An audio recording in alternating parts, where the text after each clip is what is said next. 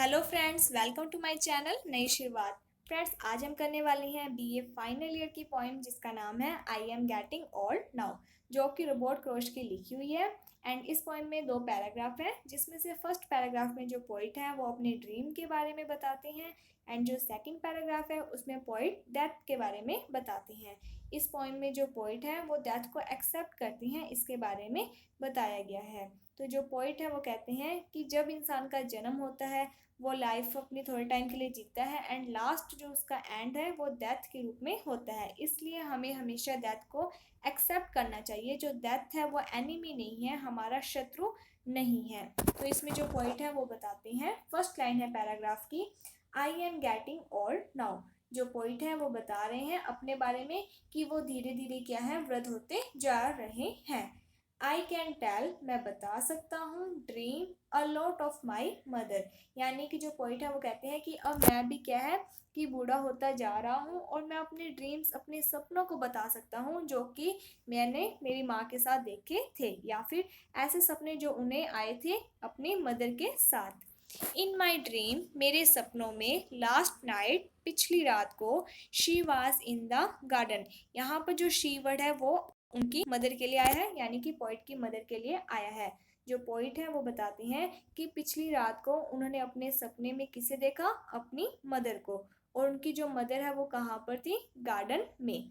Over the हिल, यानी कि जो गार्डन है वो कहाँ पर है, हिल्स के ऊपर। बिहाइंड अवर हाउस, यानी कि जो बगीचा है वो पोइट के घर के पीछे की तरफ है। एंड शी वाज स्टैंडिंग, और जो उनकी मदर है वो गार्डन में खड़ी हुई है। एंड यहाँ पर पोइट अपनी मदर के बारे में तो बता दिया कि जो उनकी मदर थी वो गार्डन में खड़ी थी।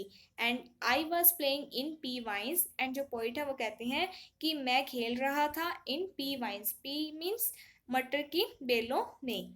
वी वर बहुत हैप्पी, हम दोनों ही खुश थे। यहाँ पर वी पोइट प्लस उनकी मदर के लिए आया है। एक तरफ तो पोइट ये कह रहे हैं कि वो खेल रहे थे, उनकी मदर गार्डन में खड़ी थी, बट अब जो लाइन है उसमें ये कहा गया है, नाइदर ऑफ अस, यानी हम दोनों में से कोई भी नहीं, वुड मूव, की हिल नहीं रहा था, इन द ड्रीम, कि ड्रीम में कोई भी नहीं हिल रहा था। यानी कि जो पॉइंट है वो, यानी कि उन्हें अपने सपने के बारे में प्रॉपर तरीके से नहीं पता है, तो वो कहते हैं कि शायद हम में से कोई भी नहीं हिल रहा था। Perhaps I was not playing. Perhaps का मीन्स होता है शायद। तो जो पॉइंट है वो कहते हैं कि शायद आई वॉज नॉट प्लेइंग, कि मैं नहीं खेल रहा था। I was kneeling to pick peas. I was kneeling, kneeling का मीन्स होता है घुटने के बल पर बैठना। तो यहाँ पर जो पॉइंट है वो कहते हैं कि शायद मैं अपने घुटने के बल पर बैठा था। टू पिक, पिक का मीन्स होता है चुनना, पीस यानी मटर, मटर को तोड़ रहा था। My mother held in her apron the piece.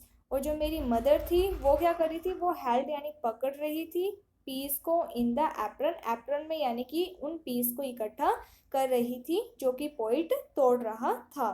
We had pick together, कि हम दोनों ही क्या है, पी वाइन से पीस को पिक यानी तोड़ रहे थे और इकट्ठा कर रहे थे।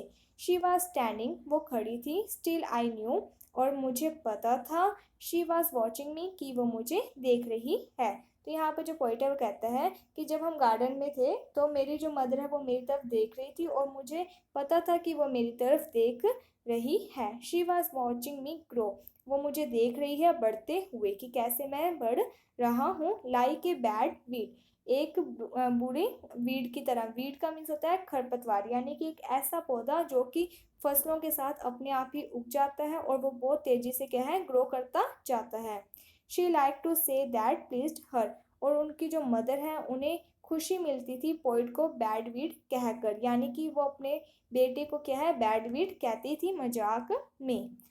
आई एम गेटिंग ओल्ड नाउ, यहाँ पर जो पोइट है वो सेकंड पैराग्राफ है ये, जिसमें पोइट कहते हैं कि आई एम गेटिंग ओल्ड नाउ, कि अब मैं धीरे धीरे क्या है, ओल्ड होता जा रहा हूँ।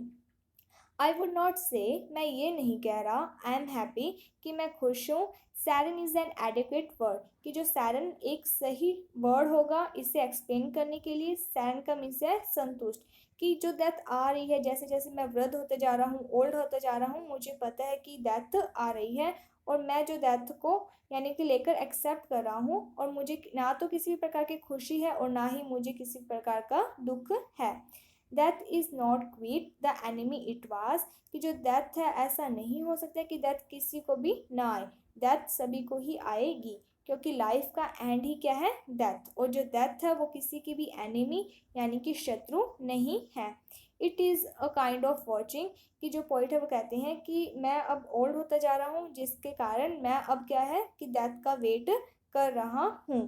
Death began to seem a friend, जो पोइट है वो कहते हैं कि जो डेथ है मुझे ऐसा लग रहा है जैसे कि वो एक फ्रेंड है, दैट हैज़ ऑलमोस्ट फॉरगॉटन, जिसे कि मैं भूल चुका था। वन हैज़ फॉरगॉटन यानी कि जब इंसान जन्म लेता है अपनी लाइफ जैसे जैसे वो जी रहा होता है तब उसे डेथ के बारे में नहीं पता होता, बट जैसे जैसे वो ओल्ड होता जा रहा होता है और जब उसकी लास्ट स्टेज होती है तब उसे याद आता है कि अब उसकी लाइफ का एंड क्या है, डेथ। तो उसी तरीके से वो कहता है कि अब मैं धीरे धीरे जैसे ही ओल्ड होता जा रहा हूँ तो मुझे डेथ है जो उसके बारे में याद आ रहा है, जिसे मैं फॉरगॉटन भूल चुका था। देन रिमेंबर अगेन, यानी कि मुझे वापस वो जो डेथ है वो याद आ रही है। तो यहाँ पे जो पॉइंट है वो डेथ के बारे में बताते हैं कि डेथ के बारे में पहले उन्हें ध्यान नहीं था, बट जैसे ही अब वो ओल्ड होते जा रहे हैं उन्हें पता है उनकी लाइफ का एंड डेथ है, तो वो जो डेथ है वो उन्हें शत्रु नहीं लगती है बल्कि उन्हें अपना एक फ्रेंड लगती है। इन माई ड्रीम, मेरे सपनों में, लास्ट नाइट, पिछली रात को, आई was playing in the garden, कि मैं गार्डन में खेल रहा था। तो यहाँ पर जो पॉइंट है वो डेथ को एक्सेप्ट के बारे में बताते हैं कि उन्होंने डेथ को एक्सेप्ट किया है कि अगर डेथ आती है तो उन्हें डेथ से कोई भी प्रॉब्लम नहीं है। तो यहाँ पर जो पॉइंट है उन्होंने डेथ के बारे में प्लस अपने ड्रीम के बारे में बताया है, एंड इसके साथ ही उनका उनकी जो मदर के बीच में लव था, अफेक्शन था, उसके बारे में बताया है। सो आई होप आपको ये जो पोइम है वो समझ में आ गई होगी। अगर आपको किसी भी प्रकार का कोई डाउट है तो आप हमें कमेंट सेक्शन में बता सकते हैं, आपका डाउट दूर कर दिया जाएगा। इसके साथ ही अगर आप ये चाहते हो कि आपके लिए इसके बारे में इंग्लिश में आपके लिए लेकर आएँ पोइम, कि आपको इंग्लिश में सारी एक्सप्लेनेशन मिल जाए, तो आप हमें कमेंट सेक्शन में बता सकते हैं, आपके लिए वो इंग्लिश एक्सप्लेनेशन भी लेकर आएंगे। एंड अगर आपको किसी भी टॉपिक पर, इंग्लिश के टॉपिक पर आपको कोई वीडियो चाहिए तो आप हमें कमेंट बॉक्स में बता सकते हैं, आपके लिए उससे रिलेटेड जो वीडियो है वो अपलोड कर दी जाएगी। एंड इससे पहले हमने कन्यादान प्ले जो कि विजय तेंदुलकर का है उसके बारे में बताया है, एंड इसके साथ ही हमने जो रिफंड प्ले है वो भी करवा दिया है, एंड इकोलॉजी पोइम है उसके बारे में भी करवाया है। एंड आपको डेली की डेली एक इंग्लिश लिटरेचर की वीडियो प्रोवाइड करवाई जाएगी। तो आप इस चैनल को जल्दी से सब्सक्राइब कर लीजिए एंड बेल आइकन को प्रेस कर दीजिए, जिससे कि आपको हर एक वीडियो की नोटिफिकेशन मिल सकें। सो अब इस चैनल को और भी लोगों को शेयर करना एंड वीडियो को भी शेयर करना।